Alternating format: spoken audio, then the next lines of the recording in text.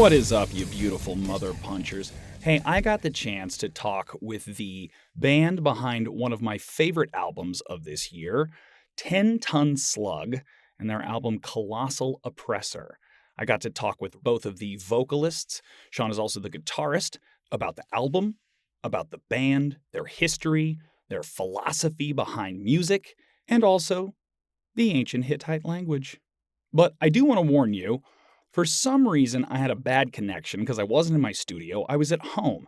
And so my vocals sound, well, horrible. But if you hang in there, you can more or less hear it. So just think of it as me going sludge for the boys. I also need to give a special shout out to two gentlemen without whom this episode would not be possible. One is Mr. Jeff Lance Doomy McDoombutt, friend to you and me and Stray Kittens. I contacted him when my episode was messed up and said, "Can you please help me?" And he was like, "No, but I know who can." And got me right in touch with Mr. Stuck Like Chuck of Stuck Like Chuck on Twitter fame. And because of Mr. Chuck, my vocals sound horrible. But what they sounded like before was absolutely inaudible. So Chuck pulled it out, dusted it off, gave it a pep talk. You know, get up, do your thing, stop being a libertarian. And now because of them, you have an episode where you get to listen to the thoughts and feelings of a giant slug. So thanks, guys. I really appreciate it. You saved my arse. Anyway, I hope you enjoy it. It's a really cool interview. We get to some very cool places, and I love this band. So please, listen, go out, support them, go see a show, buy a vinyl, buy the shirt. They are awesome. They are TON SLUG, and they are here as our colossal oppressors. We'll see you soon. Enjoy. Hello? Hello. Yes. Hey. All right, so I see Ronan. Yeah. That's Ronan. That's Ronan. All right, and this is... Wait, I'm going to guess. Is this Sean? Yeah. Sean, yes, I nailed it. Okay. That's why it confused me so much when I listened to the clip, because you directly said Sean, and it sounded like you were speaking to me. And even when we listened to it earlier with Ronan just looks at me like, "What? Sean Connery." I felt like an idiot because I sent you the clip that had Sean Connery in it, but I didn't put the fact that Sean Connery was in the whole thing. So I was afraid that you guys thought that I had sent you a clip and included Sean Connery because I didn't know the difference between Scotland and Ireland. And I am an American, but I do know that Scotland and Ireland are different places and that they are places. You're already doing excellent with your knowledge of the place. I'll tell you a joke, but I'll shave it for later. All that matters is... Wrong! This town deserves a better class. Heavy Metal Podcast. I'm gonna get him.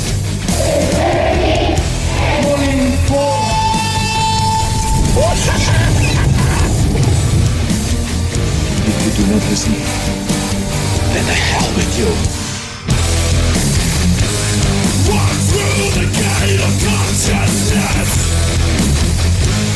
Stone floors drop from under you. Align the spirit with someone. Let me just go through the band. So Ronan on vocals and Sean vocal and guitars. Mm-hmm. Michael Sullivan, any relation? So Mihal is the original drummer. Mihal? Yeah. He left in 2021 for the album recording. We have Kelvin, and now we have Tommy, who is our new permanent drummer. Got it. So, all right. So vocally, there are two vocalists, and you can hear a very low, sludgy vocal, and then there's a higher black metal vocals. I see. Sean, you're doing the growly pitch. I have zero range, so I can just go, and that's it. So I use that sparingly to as much effect as possible, and let Ronan do the good stuff. It's such a great sound. The combo of the sounds is really incredible. It's such a strong, immediately like distinct vocal, and it sounds authentic. You know what I mean? It doesn't sound like I sometimes struggle with death metal. Not you guys are death metal, but the sound of vocals that sound a little bit produced, like they're trying to do a voice, which is ironic considering that's what I do. But it sounds like your genuine voices. In the superlative state, in an extreme state, which is what metal is, right? Yeah. That's exactly it, really. When we go to big gigs or when we go to shows and we're lost and we need to find the other person in between bands, one of us will go, "Yeah," and the other will go, "Yeah," and then we can find each other. Look at me, it's over there. Yeah, I saw that. So, yeah, especially for me, I'm quite limited, so that just naturally evolved from those type of situations, and then we just use it. Okay, there's one more band member, Pavel Rosa. What part of Ireland do the Rosas come from? A small little area. Village in Slovakia. Slovakia. I think it is Slovakia or Hungary. Yeah. Okay, so he's Just down by Cork. you guys are right on the coast, though, right? You're right on the coast of the Atlantic. Galway. Yeah, exactly. Yeah, that's it. On the west coast, facing the Atlantic, looking over to the States. Yeah, right. I'll wave. Thanks for doing this. This is awesome. This album is absolutely killer, and I hope you guys are feeling it because it's huge. Thanks a million. And you know, the I could tell from listening to the section, the work that you put into listening to stuff and the kind of research that you put in. So that's why we're like, definitely we'll chat to this fellow. He seems like like you know what you're talking about and you know what you're doing. So that's, thanks for taking the time. Don't tell my listeners. They don't know that. So you guys got together I noticed the Facebook page was started in 2012, but you guys had but you started actually putting music together and putting it out 2015, 2016. I'm sure you were playing live shows before then. Yeah, around that. That's it, yeah. 2014, 20. Myself and the original drummer, Michal, because we're brothers, we've been playing for years. So we had known that we were writing stuff for what would eventually become Slug a little bit before that. So we set up Facebook and things like that around then. But we didn't have the name or anything really at that point, or any other members or any vocals or anything. So really, it was 2014 that we got the first lineup together, but 2015 was when Ronan joins and that we became a proper full band, because before that, we didn't have a vocalist really. I was attempting to do vocals for 2014 for a couple of gigs, but I'm not suited for it. I'll put it that way, because I don't have a lot of range. It got pretty boring pretty quick. And when we met Ronan, we were playing a gig and we recorded it and we heard somebody go, "Yeah," at the end of the video. And it was Ronan. We said, "He has a good shout. We should ask him if he wants to do vocals in the band." And that's how Ronan ended up becoming the vocalist of TON SLUG. Yeah. That's such a great story. You hear somebody in the audience, well, that guy could really shout for us. We just recognized the pure shout. And I'm a guitarist as well, so I usually sing and play guitar. But I thought when I joined, it was like you already had two guitars, and then when we went down to just you playing guitar, I thought about playing guitar as well, and then it was like, no, it'll just take away from what the whole band does be, and the energy. If you're all playing, standing there, it's not the same as someone actually. Come on, go crazy.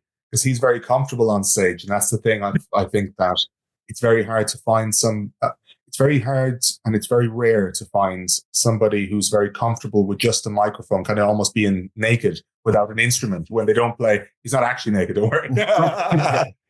But he's very comfortable with just the microphone without a guitar. So we were like, why would we weigh you down with a guitar? You can play it great. You can play it better than I can.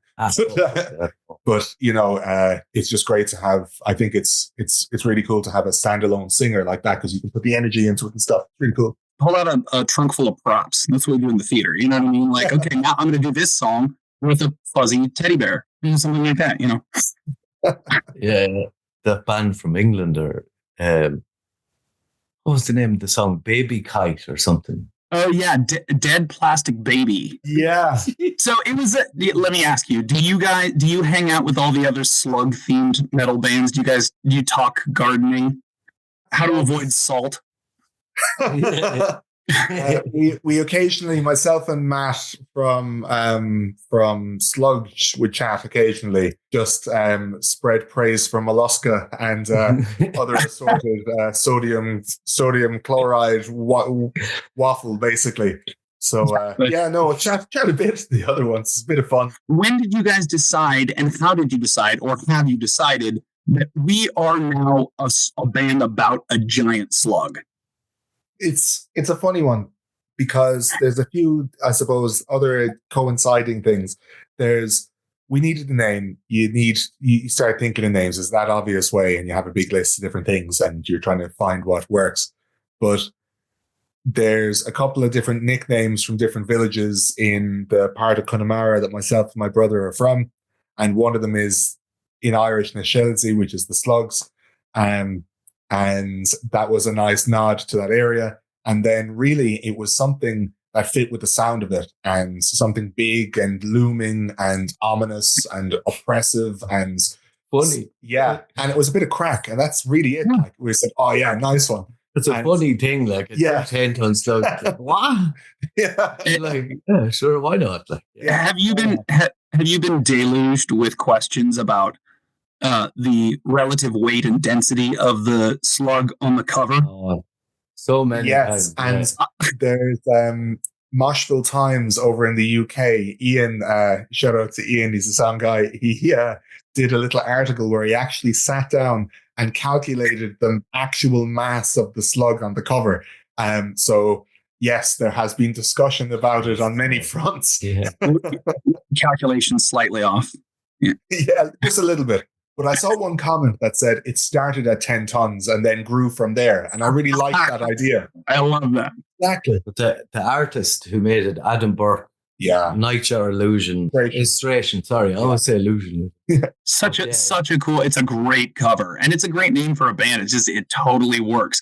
So, but even from the beginning, even Troll Hunter. So something that stands out, of 10 Ton Slug that I think is different than like the bands that I talked about. Nothing against them; they're great, Sludge and Brain Slug.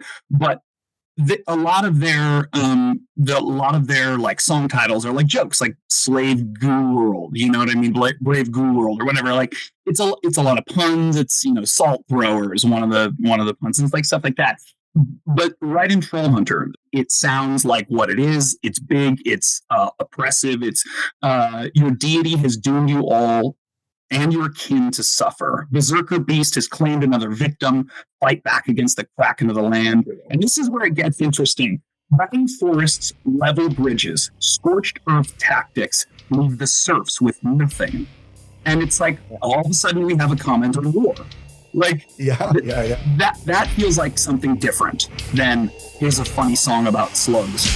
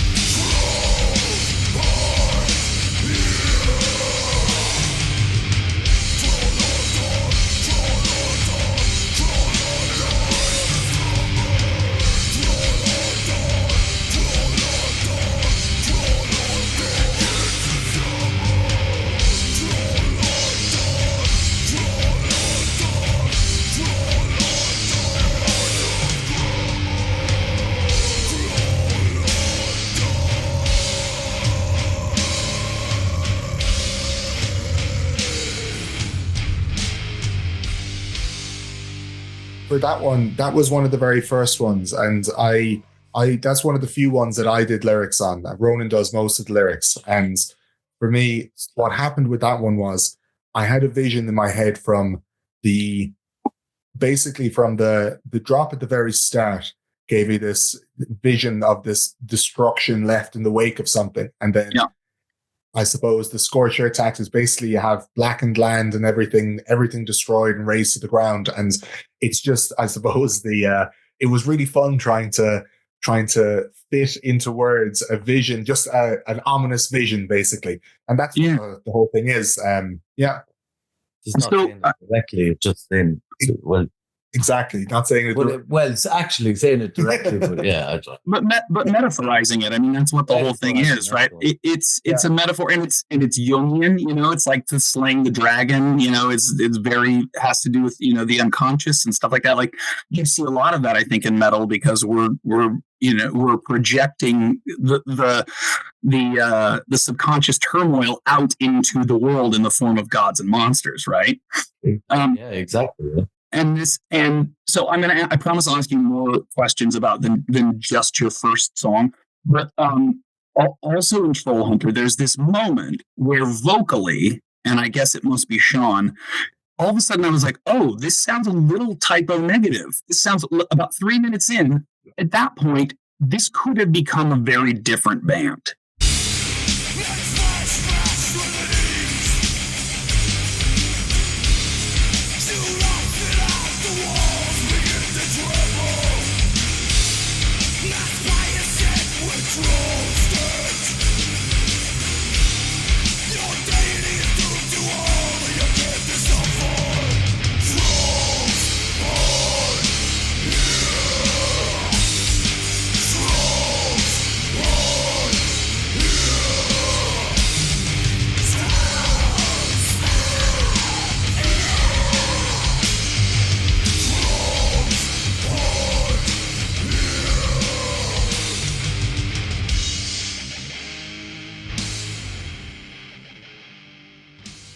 You guys could have gone off into that a direction like that. Typo negative is to me like it just sort of undercuts itself because it's constantly making jokes.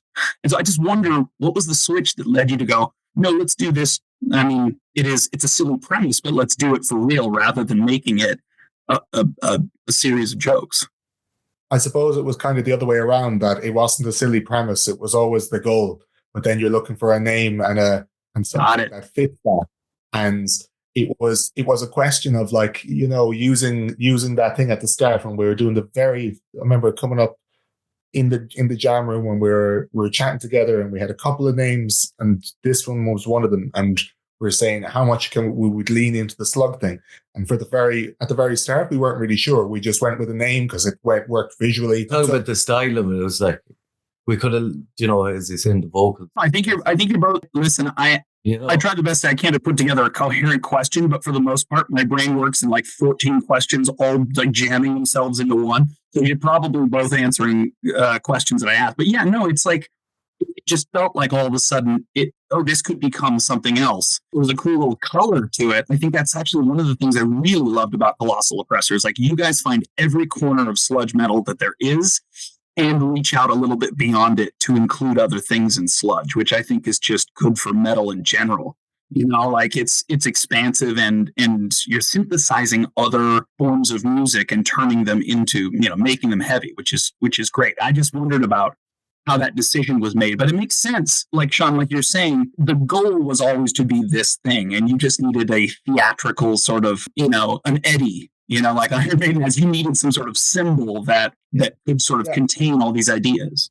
And I think like you said, with the album having many different elements in it, in terms of an album, that was a goal in terms of like the approach that every song would have something a bit different that, you want to showcase what you can do and repeat the same song a number of different times. Like the EPs, we could kind of just keep things more similar because it's a lot shorter.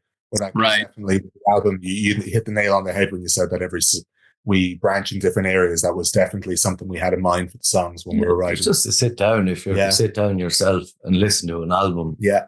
Just go, oh, cool, Absolutely. So that it's not the 14th AC/DC album where they're trying to make Back in Black. Cool. This is another really good version of Back in Black. Nice. That album, that EP ends with Unit. unit in the US, and I don't know if it has the same connotation, is like a dude who's like a brick, like a linebacker in American football. You know what I mean? Like a yeah. Like so I love that song. That's a terrific closer. Thank you.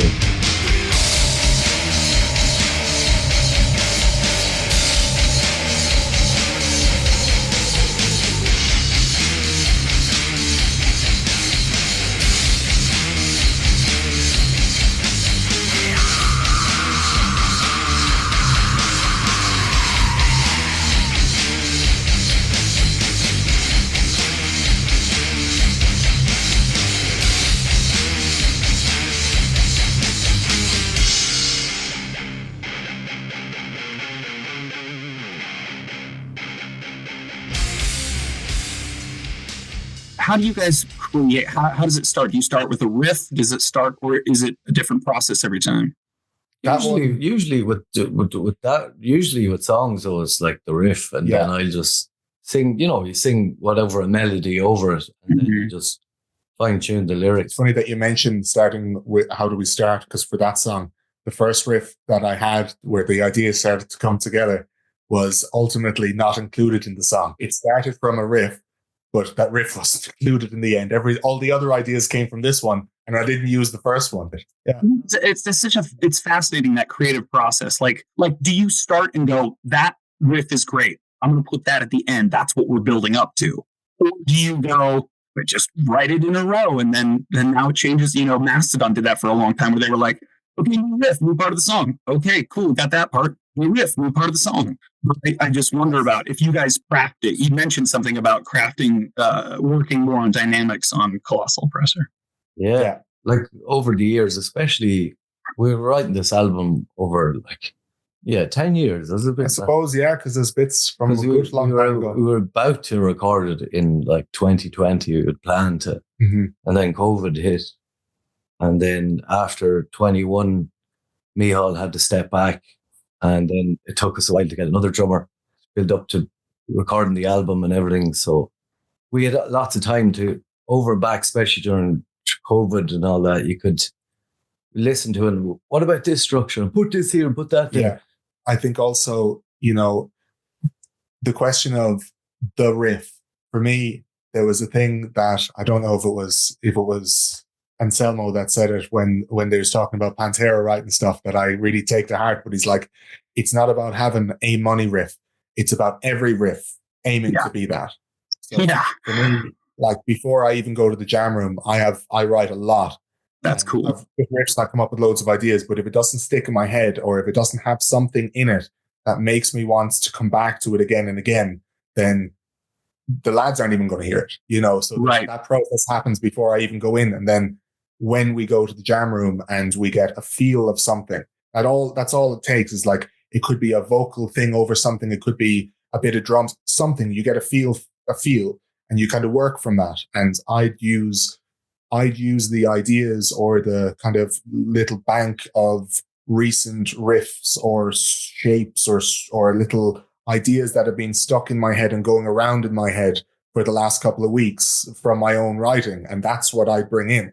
And then, very often when we'd be driving to rehearsal, the lads would put on the radio, and I'd be like, no, I can't listen to the radio. No, it was always kind of like, well, all right, because he'd listen to loads of music.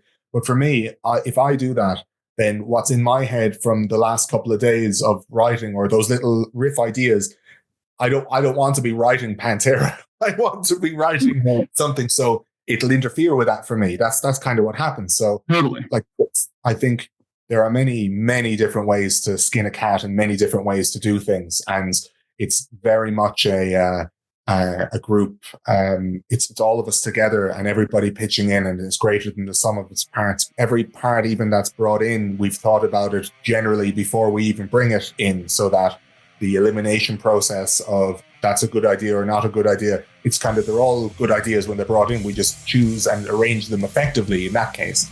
No, I really like that song, Skin the Cat. It's a really good one off of Blood and Slime.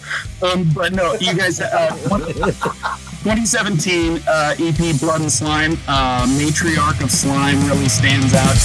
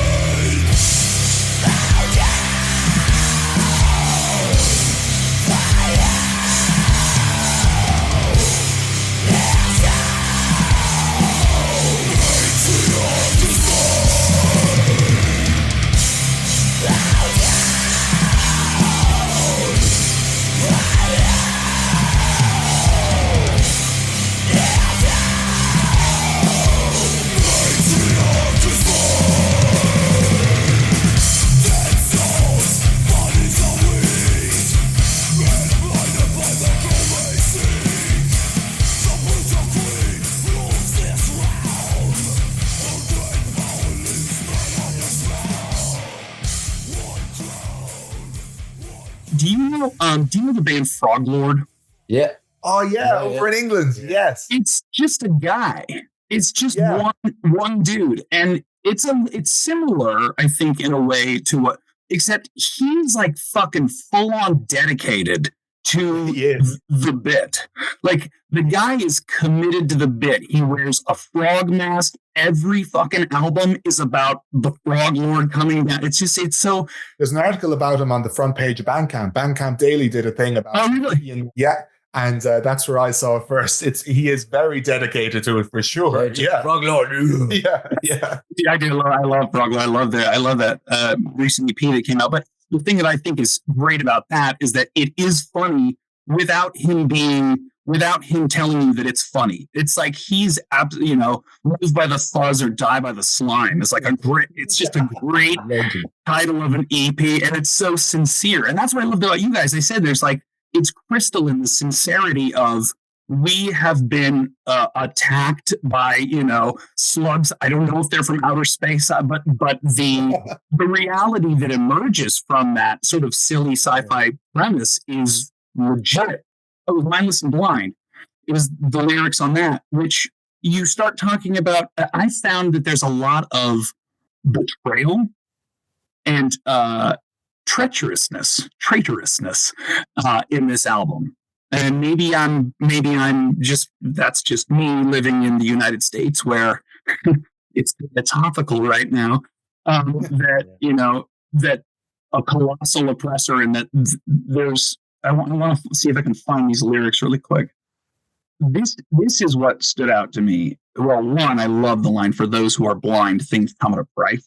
That's wonderful. I mean, I think there's a lot of people in the States who are in kind of a haze about what is happening in the country right now. They're really, I mean, we call it a cult jokingly, but we're not really joking. There are people who have completely ruined their lives to go attack the capital of the country. And now I couldn't help but hear the echo: deprived by social aspects, failure infects the mind. You were the one who chose not to care. The sickness grows, many die. Swollen by this gluttony, the shoulders now collapse. And this is absolutely wonderful. Now you are a useless traitor who knows of nothing else. Thinking that all's forgotten, you shall face your fate now. It's so pertinent in my mind, and maybe this is just my weirdo brain, but holy shit, did that hit hard. Yeah. That's all Ronan right there. Yeah. The song was actually written because it was around the time of COVID, and I lost my uncle to COVID, so sorry. Couldn't visit him and stuff, and it was something that could have been, could have been saved at the start. It was during COVID, and people were mixing and stuff that should have been mixing, and it was just too much. And then he had a bad heart, and it was just that if he had been, we all segregated, and if he had been saved at the start, people. Mm-hmm. But the way I wrote it is that I didn't want to speak about that, but it just take from it what you will. But from my point of view, it's like that sort of set that he was gone, and I wanted to put my anger into the lyrics and not say directed at anyone, that sort of way. Like. Absolutely. That's a really wonderful story. I'm sure it's hard, and I'm sorry for the loss of your uncle. Don't be sorry.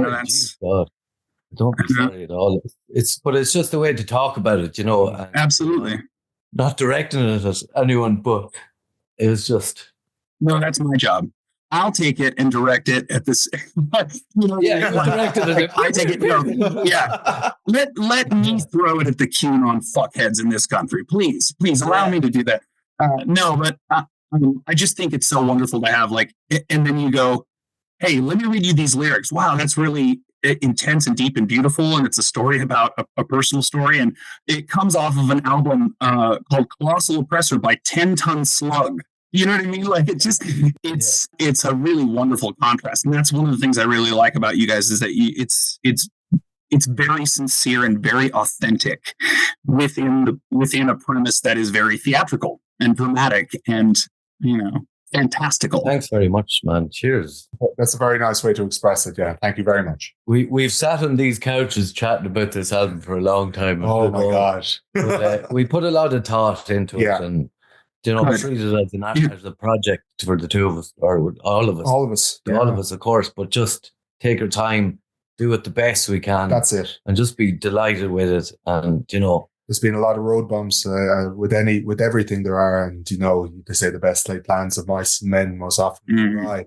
And slugs are included in that statement now, because, there were a lot of setbacks in different areas. But like I said, the whole idea is like, right, if we're going to do it, we might as well do it right. And, and when we do it right, the slug is pleased because he's in the shed up the road. Like, yeah, we just, it's like, we just call out to him, man, feed him. No, yeah.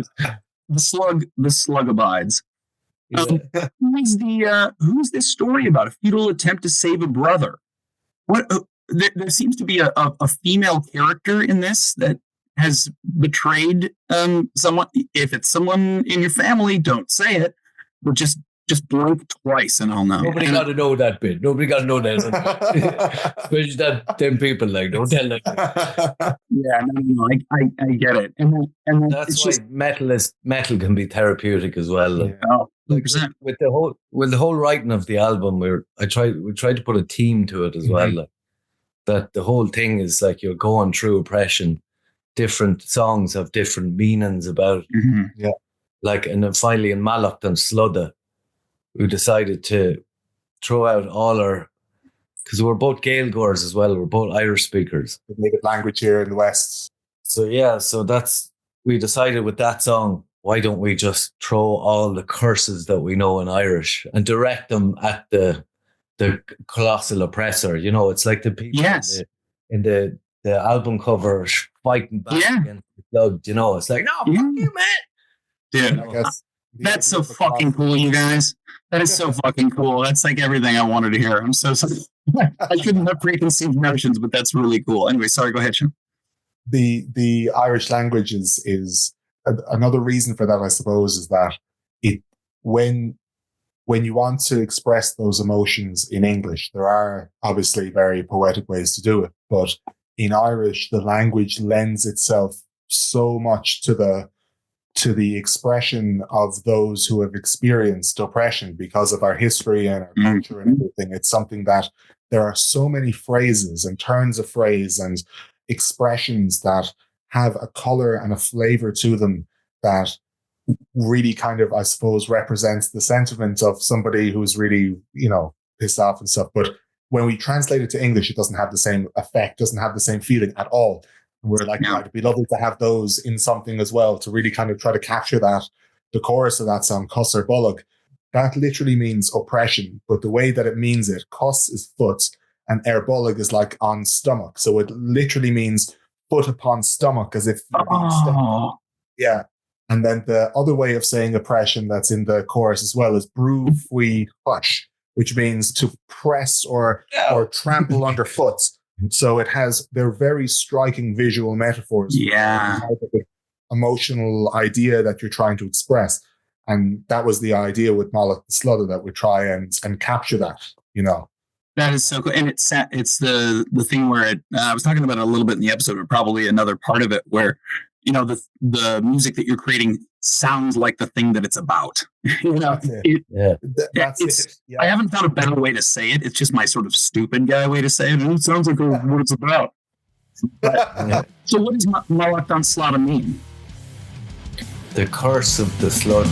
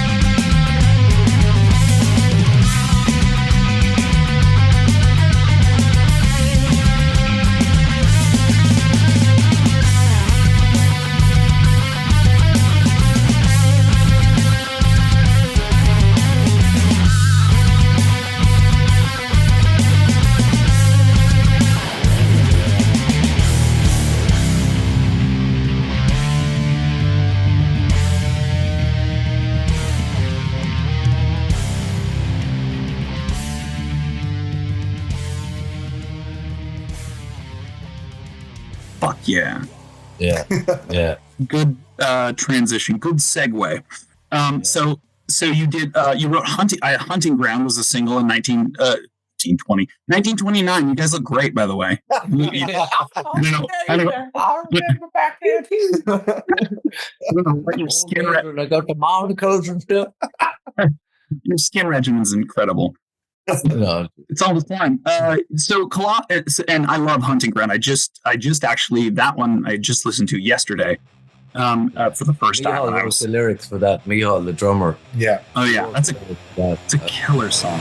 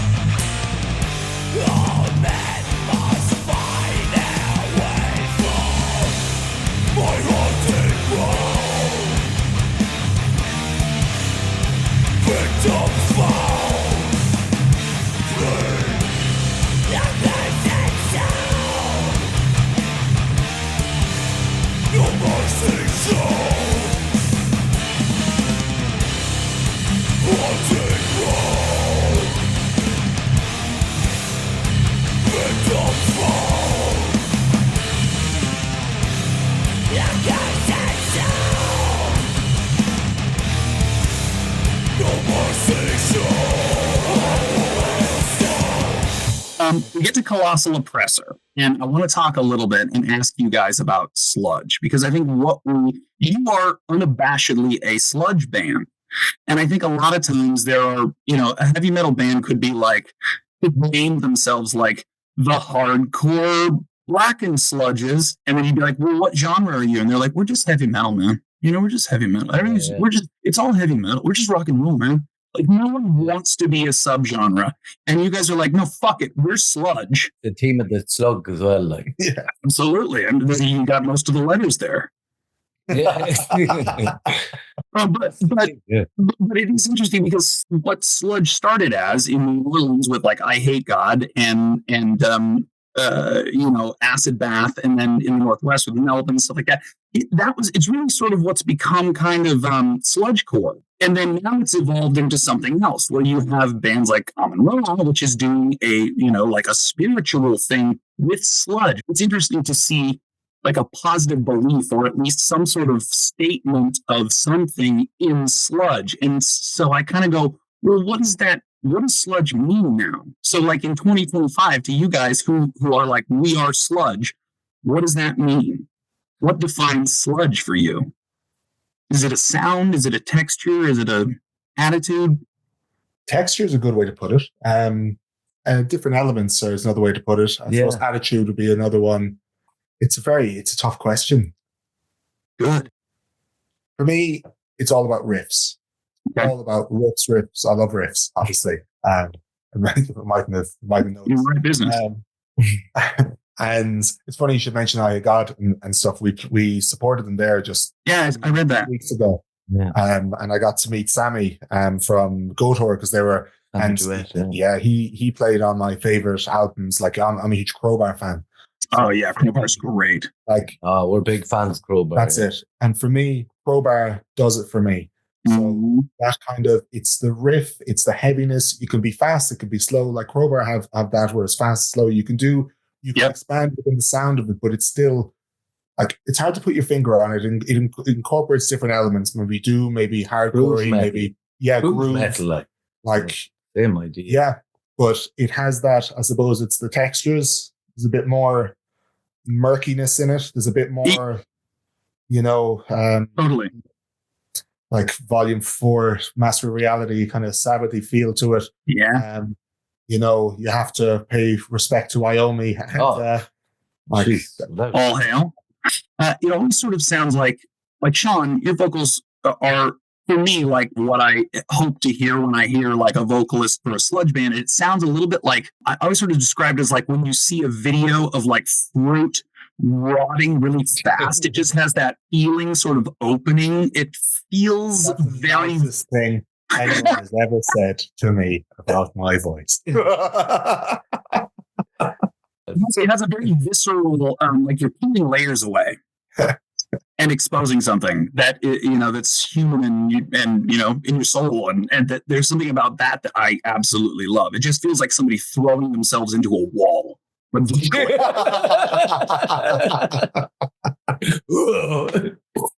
like that's the way. It's like, because when you sing, I'm going to go hard or go home, and that's it. Yeah.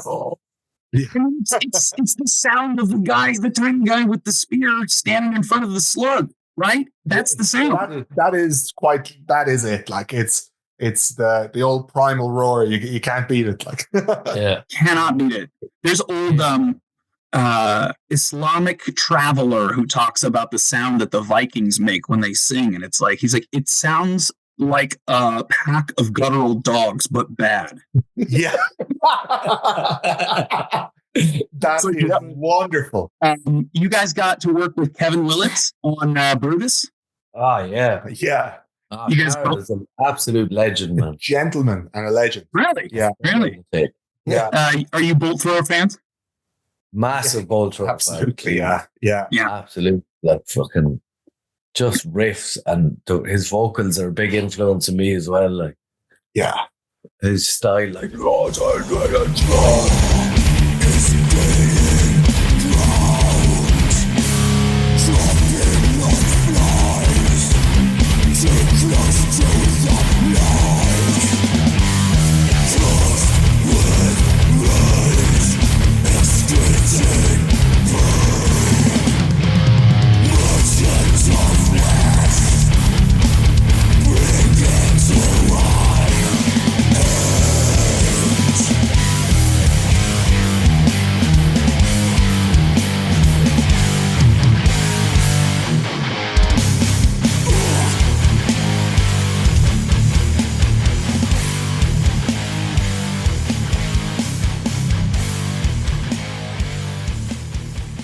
See, that's what I love about another thing about sludge. Well, there's various different types of it, obviously, but when I'm trying to sing them, I try to be clear as well as have the guttural in the vocal, that you can still hear what I'm saying. You know, I'm trying to not have too much effects on it, just guttural sort of style. Again, one of the things that I love about you guys is both of your vocals are they're sincere and they sound authentic. They sound like your voices, but in a superlative extreme state, which is what we're doing, you know?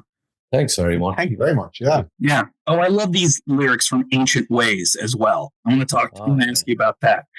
Ancient ways prevail, gaining strength to kill. Oath to yourself fulfilled. You are your own God now. I love that. It's almost like sludge self-help. You know what I mean? It's exactly what we're aiming for. Like. Yeah. Stand up for yourself and keep going. And Fuck yeah. Life is nothing but money and blood. A rising stars together. The waters swell. Let's all take rise. Hold the ground.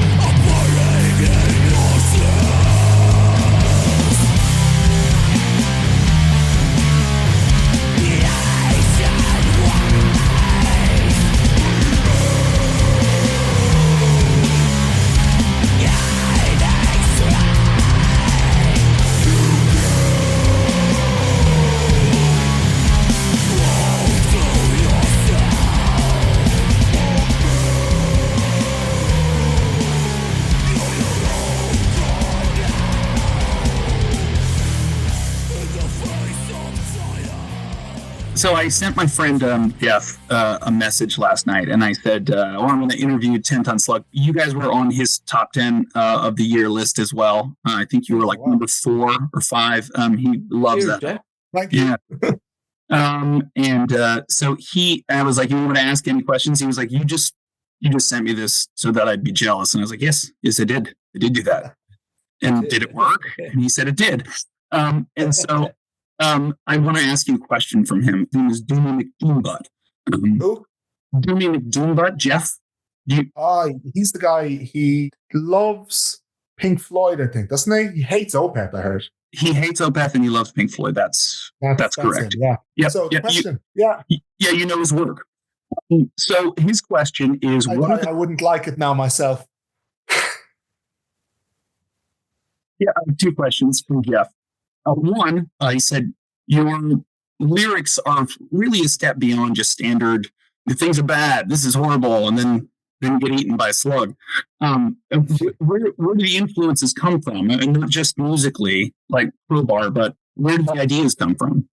For sure. For me, I only have a little thing that I like to put in is that I'm in English. I studied English. I read English university, and I just looked at Old English, and I like to put in. You can say nerd. So you can just say nerd. It's okay. Just say nerd. Oh, Yeah. I'm a total nerd, right? And stuff Me too. from ancient languages, and I love to have the little bits from Old English in the song. So, for example, in the demo we did has a song Godus Ansaka, which is Old English for enemy of God, because it was the phrase used in Beowulf one of the many phrases used in Beowulf to describe Grendel, but also it's to describe the unknown and that which is against the principles which we hold to be correct. So that was put into that. And then in Hunting Ground, it says at the Whalestow, and Whalestow is the Anglo-Saxon for place of slaughter, literally a hunting ground. So for me, I love to have little things that reference what I've read or reference the ancient sagas that would describe things along the lines of what we're talking about, if you know what I mean. But they're just little just peppered in there. Like he does the bulk of the stuff and he'll have the ideas for most of the songs. But just make it up. It's all made up. Yeah, just make it up as you go along. And we tweak it together. And that's an important thing as well. I think that like have a look at what we're saying and have a look at how to say it. And then he looks at how to deliver that and he'll develop it more, because you can have all of the best ideas in the world, but then when it comes to actually saying them, it can be incredibly difficult to say them or to have them sit with music. So I think it takes a poet to be able to condense a huge feeling, down to something as simple as enemy of God. I love that. Yeah, we have ancient Hittite in Mogar the Unkind. That's what that song is about, yeah. Ancient Hittite. Yeah. Yeah. The Hittite Empire that was near Oh, I'm familiar. Nowadays Turkey. Yeah. They disappeared. They had a serious empire, absolutely. Like their city of Hattusha was like surrounded by 10 walls or something to get into it. They were such warriors in chariot warfare, like they bet the Egyptians in warfare. They were like badasses or whatever. Mm-hmm. But then whatever happened over the years, they sort of just disappeared. Mm-hmm. They were just gone. But what was left was the gateway to Hattusha, or the gateway to the palace or whatever, was it lions? Was it Gateway of Lions? Yeah. And just thought the story about it. You told me you seen a documentary on them. I was like, let's fucking write a tune about that, man. Yeah. And then for language-wise as well, I love it because we got to use, we looked up ancient Hittite and tried to make a word or, make a sentence out of it to be able to say that this was, this is 3,000 years ago, this. Just to have a bit of crack with it, Hittite is a very important language in terms of the idea and the theory of Indo-European languages and the different pharyngeal sounds that were in it.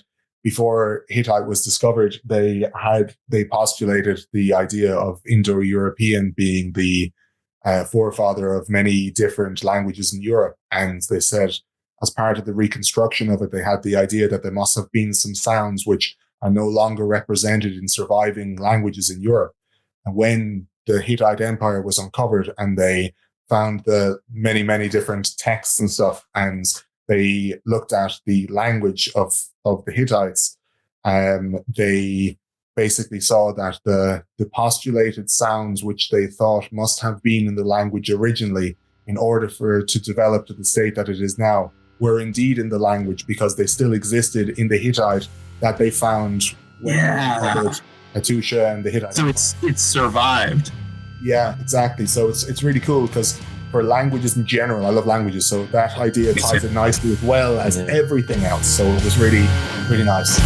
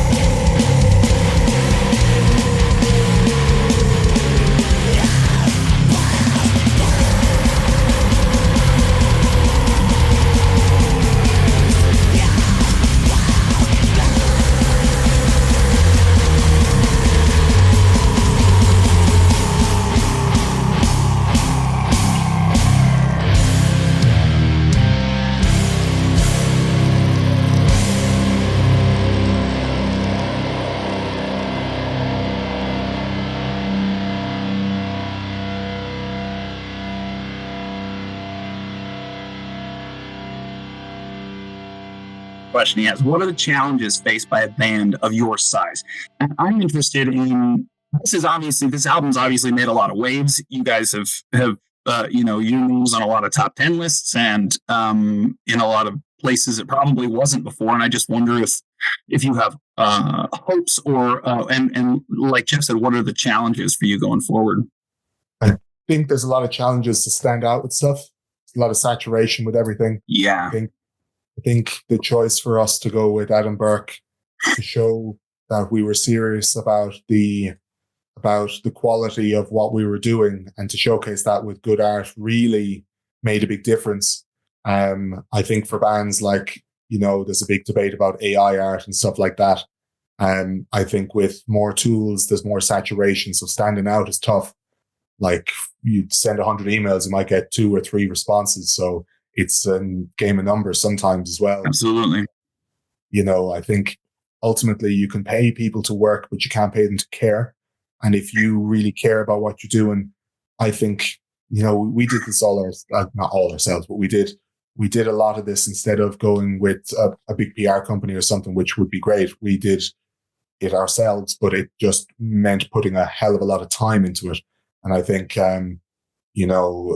time is money, so you have to put one or the other into it. That's the end. That's it. Time and dedication, and just trying enjoying it.